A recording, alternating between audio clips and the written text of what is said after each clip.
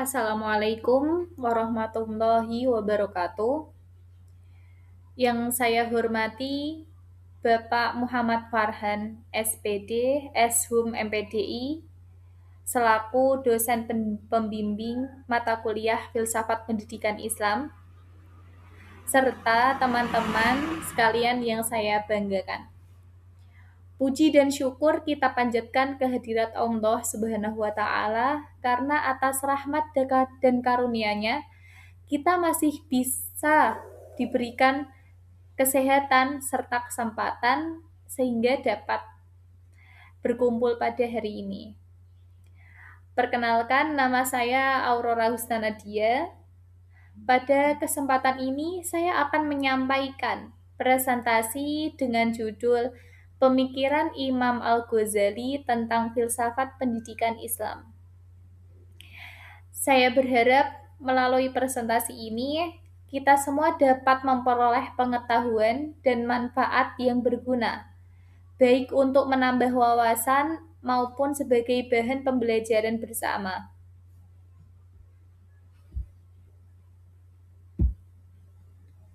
Oke, masuk ke pembahasan pertama, kita akan membahas biografi Imam Al-Ghazali.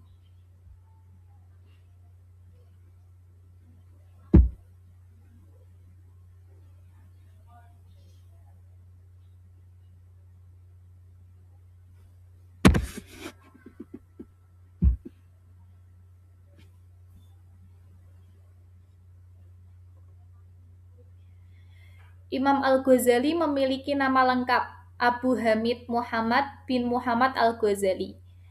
Ia lahir pada tahun 450 Hijriah atau 1059 Masehi di Ghazaleh, wilayah Tus, Khurasan.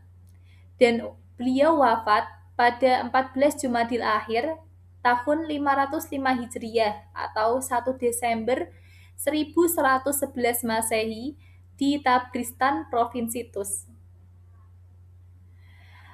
Pendidikan awalnya ditempuh di Tus, kemudian dilanjutkan ke Nishapur, yang saat itu dikenal sebagai pusat keilmuan Islam, di mana beliau berguru kepada Imam Al-Haramain, Abi Al-Ma'ali Al-Juwaini, seorang ulama besar yang bermadhab Syafi'i.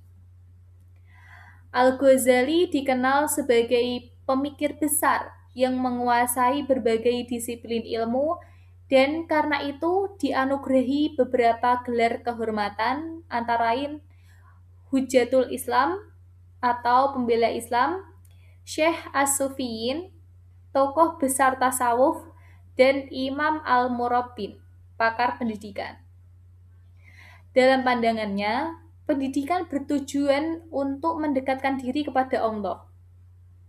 Karena melalui ilmu, pengetahuan manusia dapat mencapai kesempurnaan dan meraih kebahagiaan di dunia dan di akhirat. Masuk ke pembahasan kedua, kita akan membahas konsep pendidikan menurut Imam Al-Ghazali.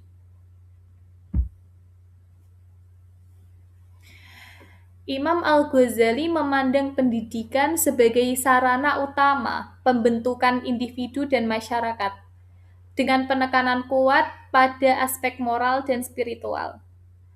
Pendidikan, menurutnya harus dilandasi niat yang baik atau biasa disebut niyah, dan tidak semata-mata berorientasi pada penguasaan ilmu akademis, melainkan pada pembentukan akhlak dan karakter. Tujuan tertinggi pendidikan adalah ma'rifatullah, sehingga pendekatannya bersifat holistik, mencakup aspek fisik, emosional, intelektual, dan spiritual, serta memandang pendidikan sebagai proses transformasi diri. Secara filosofis, Al-Ghazali berpegang teguh pada idealisme religius. Namun, dalam praktik pendidikan, ia cenderung bersifat empiris dengan menekankan pengaruh lingkungan, orang tua, dan pendidik terhadap perkembangan anak. Ia memandang hati anak sebagai sesuatu yang suci dan bersih, sehingga pendidikan sejak usia dini menjadi sangat menentukan pembentukan karakter di masa depan.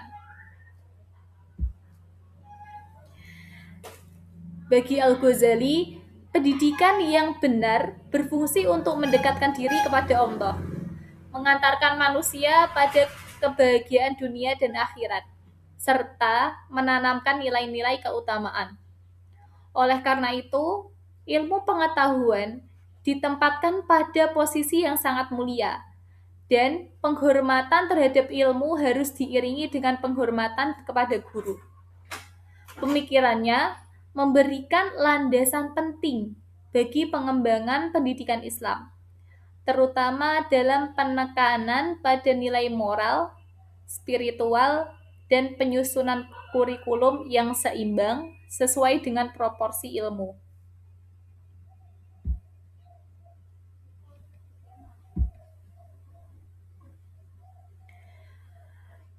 Faktor pendidikan. Yang pertama, tujuan pendidikan. Menuntut ilmu bertujuan mencapai kebahagiaan dunia dan akhirat dengan dasar Al-Quran dan hadis. Faktor yang kedua yaitu peran pendidik. Pendidik harus memiliki niat ikhlas karena Allah, menjadi teladan dan memperlakukan murid seperti anak sendiri. Yang ketiga, peran peserta didik. Peserta didik dituntut memiliki niat yang benar, menghormati guru dan ilmu, serta bersungguh-sungguh dalam belajar. Yang keempat yaitu pendidikan lingkungan. Lingkungan keluarga, sekolah, dan masyarakat harus mendukung pendidikan.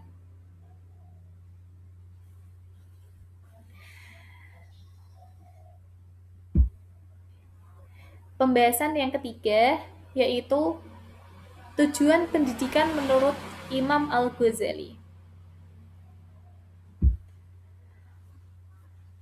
Tujuannya yaitu tujuan utama pendidikan adalah mendekatkan diri kepada Allah, bukan untuk mengejar kedudukan atau materi.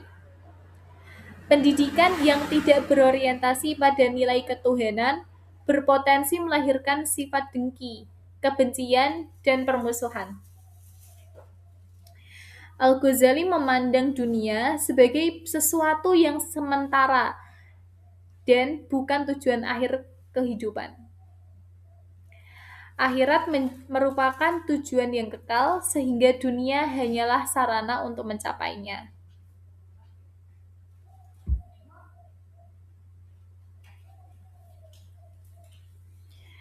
Masuk ke pembahasan yang keempat, yaitu kurikulum pendidikan menurut Imam Al-Ghazali.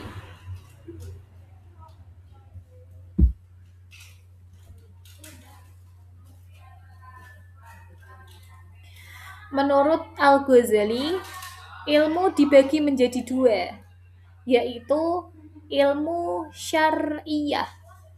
Ilmu syariah berarti ilmu yang bersumber dari wahyu dan para nabi. Yang kedua, ilmu wairu syariah, yaitu ilmu hasil ijtihad ulama dan intelektual muslim. Berdasarkan nilainya, ilmu dibagi menjadi tiga, yaitu yang pertama, ilmu tercela. Ilmu tercela seperti sihir dan perdukunan karena tidak bermanfaat dan merusak iman. Yang kedua, ilmu terpuji. Ilmu terpuji seperti ilmu tauhid dan ilmu agama karena mendekatkan diri kepada Allah. Yang ketiga, ilmu terpuji terbatas. Ilmu terpuji terbatas seperti filsafat karena berpotensi menggoyahkan iman.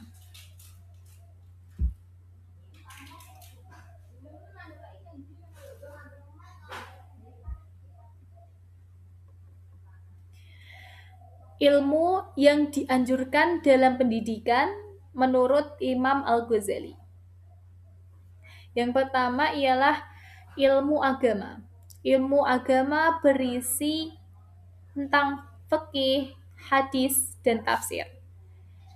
Yang kedua, ada ilmu bahasa yang berisi nahwu dan kebahasaan.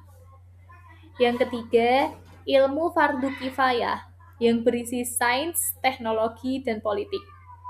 Yang terakhir, ilmu kebudayaan yang berisi sejarah, syair, dan sebagian cabang filsafat.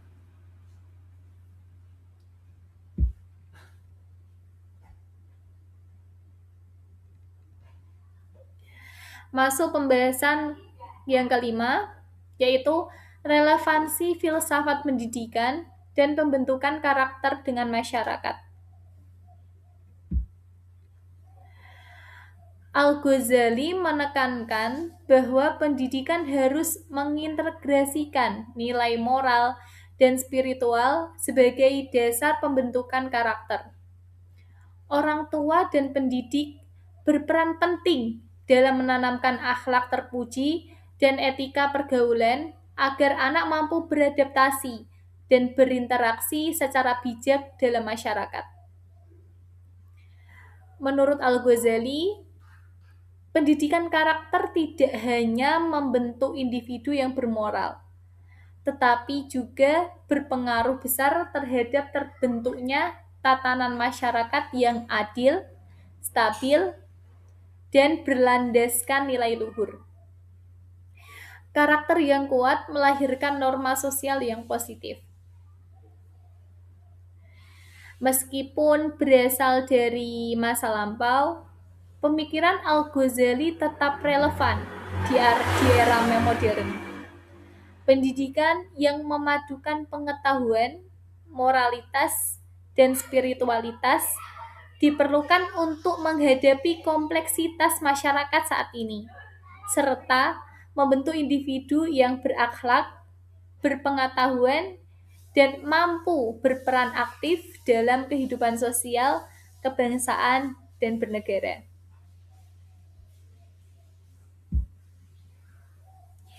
Jadi kesimpulannya yaitu Imam Al-Ghazali merupakan tokoh penting dalam filsafat pendidikan Islam yang memandang pendidikan bukan sekedar proses transfer ilmu pengetahuan, melainkan sarana pembentukan manusia yang beriman, berilmu, dan berakhlak mulia.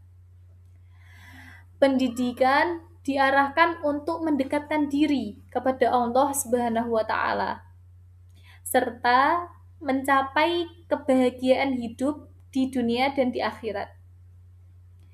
Konsep pendidikan Al-Ghazali bersifat holistik, mencakup pengembangan aspek intelektual, moral, spiritual, dan sosial peserta didik. Kurikulum pendidikan disusun secara proporsional dengan menempatkan ilmu agama sebagai landasan utama, sedangkan ilmu pengetahuan umum berfungsi sebagai pelengkap yang bersifat fardu kifayah. Pemikiran pendidikan Al-Ghazali tetap relevan di era modern, terutama dalam menghadapi tantangan degradasi moral. Oleh karena itu, gagasan-gagasannya layak dijadikan rujukan dalam pengembangan pendidikan Islam kontemporer.